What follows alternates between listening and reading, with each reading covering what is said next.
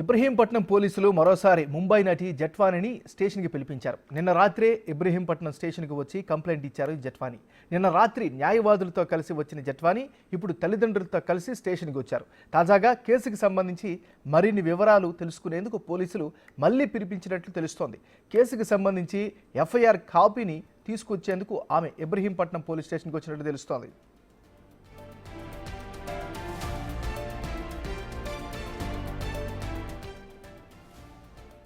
ఇబ్రహీంపట్నం పోలీసులు మరోసారి ముంబై నటి జట్వానీని స్టేషన్కి పిలిపించారు. నిన్న రాత్రే ఇబ్రహీంపట్నం స్టేషన్కి వచ్చి కంప్లైంట్ ఇచ్చారు జట్వానీ.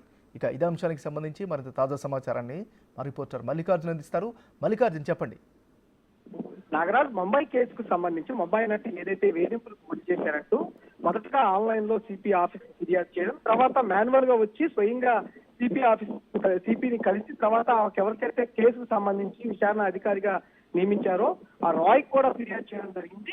దీంతో పాటు అసలు ఎక్కడైతే ఆమె మీద కేసు నమోదయ్యిందో ఇబ్రహీంపట్నం పోలీస్ స్టేషన్ పరిధిలోనే ఆ కేసు అనేది నమోదు అవడం జరిగింది. అక్కడికి స్వయంగా నిన్న సాయంత్రం వెళ్తాం, తల్లిదండ్రులతో కలిసి వెళ్ళి ఫిర్యాదు చేయడం, అంటే ఈ రెండు ఫిర్యాదులు కాకుండా మరొక ఫిర్యాదు ఇటు ఇబ్రహీంపట్నం పోలీస్ స్టేషన్ కూడా ఫిర్యాదు చేయడం జరిగింది. దీనిపై కూడా ఇబ్రహీంపట్నం పోలీసులు ఎఫ్ఐఆర్ నమోదు చేసినట్టు కూడా తెలుస్తా ఉంది.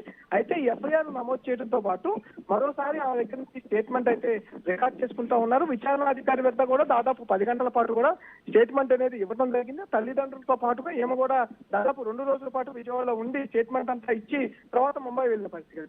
ఈ లోపల వరదలు అనేది రావడం నేపథ్యంలో పోలీసు అందరూ ఆ వరద సహాయక చర్యల్లో నిమగ్నం అయిపోవడంతో కూడా కేసు విచారణ అనేది డల్ అవడం జరిగింది.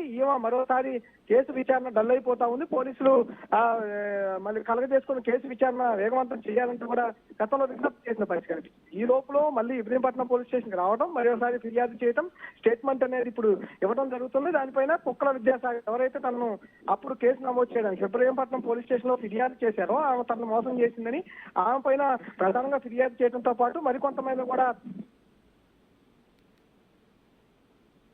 మల్లికార్జున్. Thank you Mallikarjun.